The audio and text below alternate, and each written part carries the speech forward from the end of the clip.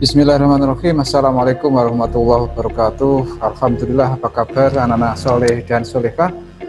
Semuanya sehat, alhamdulillah. Kita dapat jumpa kembali pada kesempatan kali ini untuk melanjutkan pembelajaran pendidikan al-Islam.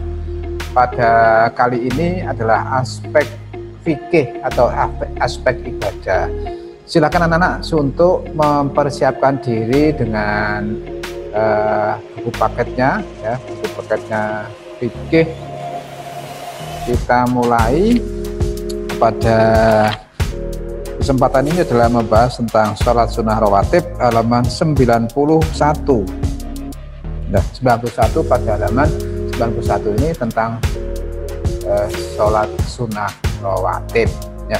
Baik, kita ikuti bersama anak-anak. Ustadz akan siapkan materinya pada kesempatan kali ini. Silakan anak juga menyiapkan dengan baik, ya, dengan khusyuk dan penuh semangat, ya, penuh semangat untuk belajar pada kesempatan ini. Ya.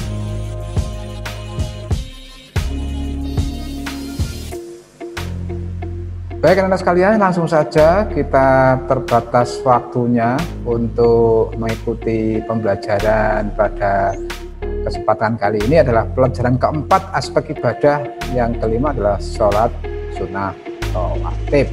Ya, bisa disiapkan, mungkin butuh membutuhkan alat tulisnya, ya, seperti ini. Baik, kita mulai. Bismillahirrahmanirrahim.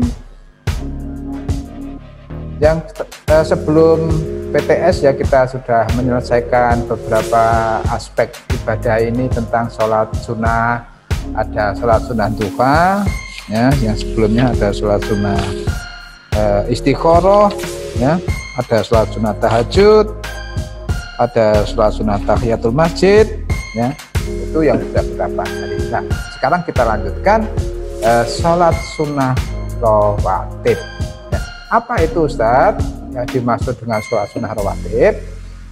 Anak sekalian, yang dimaksud dengan sholat sunnah rawatib itu tidak lain adalah sholat sunnah yang mengiringi sholat fardu. Ya, sholat sunnah yang mengiringi sholat fardu itu yang disebut dengan sholat sunnah rawatib. Sholat fardu yang mana saja? Ya, semuanya dari 5 waktu itu.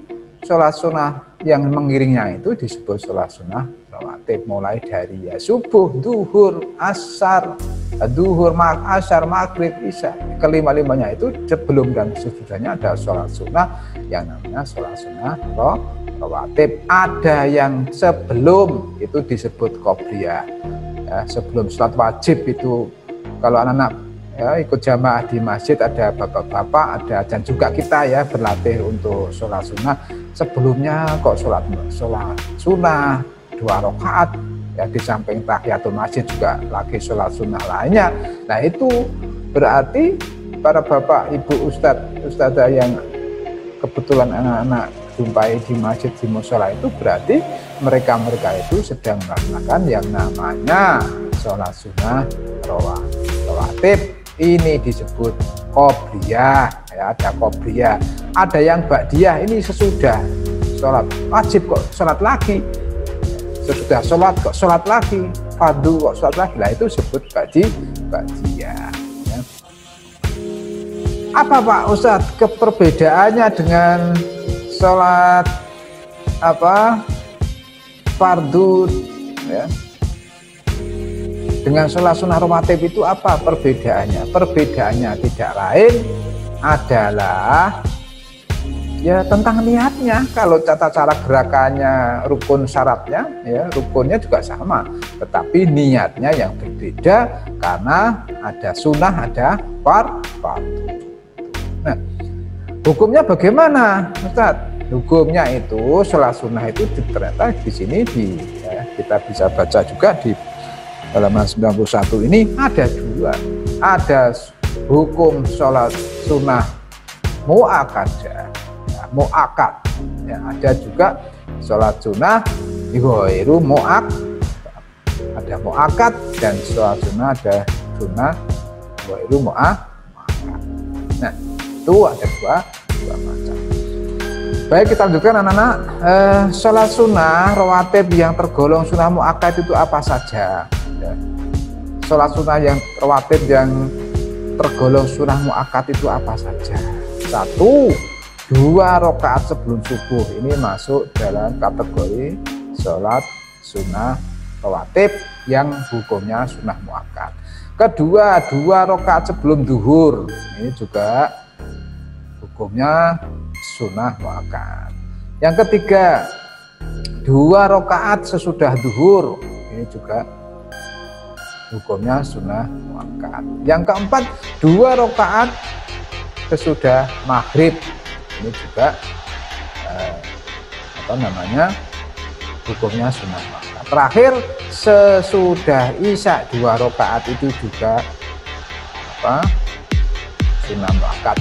Kalau dihitung berapa puluh rakaat Ustaz? Ini ada 10 rakaat.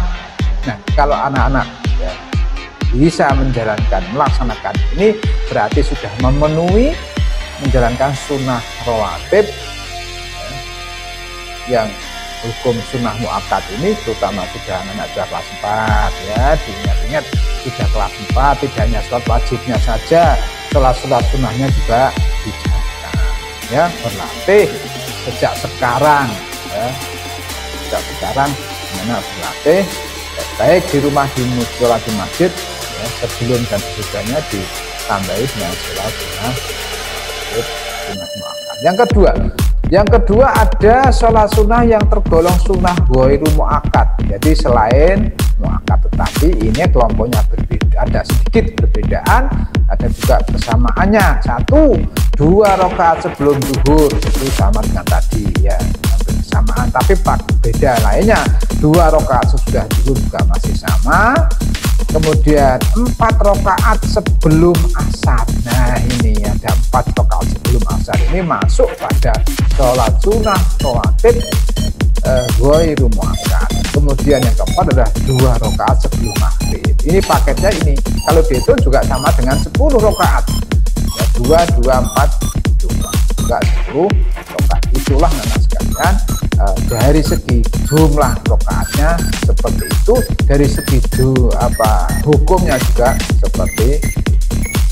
Nah, bagaimana Ustaz keutamaan sholat sunnah rawatib itu ya, kalau kita bisa melaksanakan sholat rawatib itu, apa keutamaannya ya?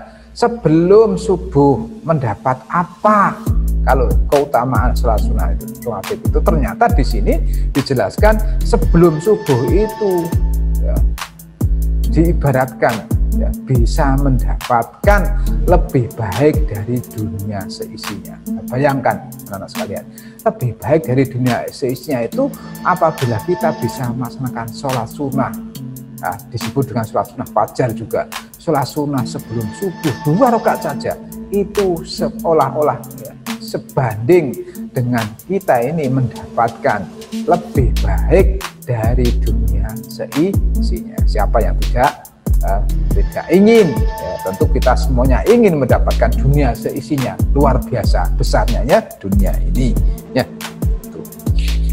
Nah, anak sekalian, yang keutamaan yang kedua apa Ustaz?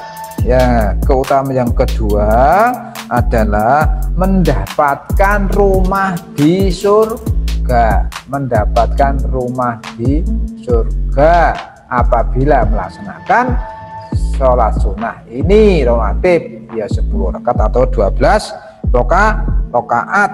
Sebagaimana Nabi SAW bersabda, man sholla fi yaumi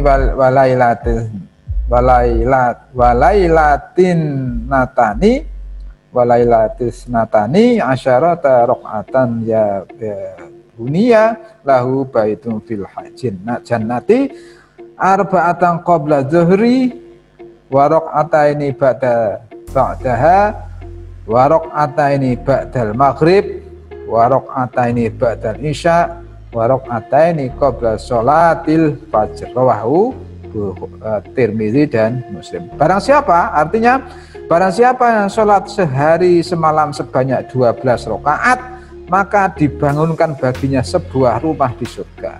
Adapun sholat tersebut adalah 4 rakaat ya, sebelum zuhur 2 rakaat sesudah duhur, 2 rakaat sesudah maghrib, 2 rakaat sesudah isya, dan 2 rakaat sebelum sholat subuh. Ini akan dibangunkan rumah yang besar di dalam surga. Ini keutamanya sholat sunnah rawatib.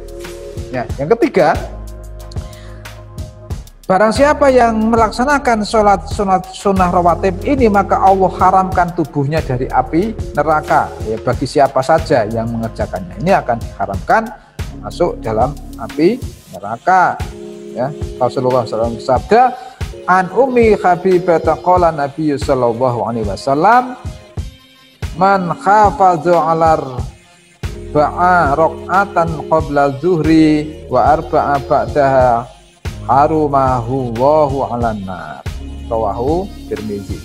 Dari Ummu Habibah, Nabi sallallahu alaihi wasallam, Rasulullah sallallahu alaihi wasallam bersabda, barang siapa yang mengerjakan sholat 4 rakaat sebelum duhur, barang siapa yang mengerjakan 4 sholat sebelum duhur dan 4 rakaat sesudah duhur, maka Allah mengharamkan dari api neraka. Hadis riwayat. Ya, ini anak-anak sekalian, jangan sampai kita lewatkan. Ya, ada macam-macam keutamaan ini yang sangat besar. Ya, tidak datang kesempatan ini 2 kali. Kita masih anak-anak belajar supaya dewasa nanti rajin terus menerus untuk di samping memenuhi kewajiban melaksanakan sholat fardu, sholat wajib, juga sholat sunnah ini jangan sampai kita tinggalkan. Kita usahakan semaksimal mungkin untuk bisa melaksanakan sholat sunnah rawatib ini. Itu yang kalau dilihat dari jumlahnya besar, banyak sekali Ustadz. Kok sampai 10, sampai 12, sampai itu 12, 10 rakaat. Ini kita tidak serentak kemudian selesai dalam satu waktu. Ini berapa ini? Oh, kita sholat subuh 2 rakaat, sebelumnya 2 rakaat sunnah fajarnya sholat wajib. 4 rakaat duhur, kita sebelumnya 2 rakaat, sesudahnya 2 rakaat. Itu jadi tidak memberatkan, sebenarnya tidak memberatkan apabila kita sudah terbiasa. Nah, inilah anak sekalian, untuk pertemuan kali ini saya kira cukup untuk khusus satu sholat jenis macam sholat sunnah ini kita ikuti dengan praktekkan juga ya, untuk mengamalkan dari sholat sunnah rawatib sehari semalam mengiringi sholat fardu ini. Dan jangan sia-siakan waktu yang kita jalani ini, karena sudah Allah berikan waktunya, kita diberi umur, diberi kesehatan ini, kita manfaatkan dengan sebaik-baiknya dengan menjalankan ibadah dengan rajin, ibadah dengan khusyuk untuk mengabdi kepada Allah Subhanahu wa Ta'ala. Sekali itu anak sekalian, kita bisa lanjutkan pada pertemuan yang akan datang. Ini akan kita bahas sholat hajat ya, yang ke-6 ya, sholat hajat. Dan sampai di sini sedikit demi sedikit nanti kita selesaikan ya pelajaran tentang PAI, aspek ibadah, aspek fikih ini ya. Baik, terima kasih, mohon maaf, nasrul minallah wa fathun qarib ya. Terima kasih dan selamat belajar. Wassalamualaikum warahmatullahi wabarakatuh.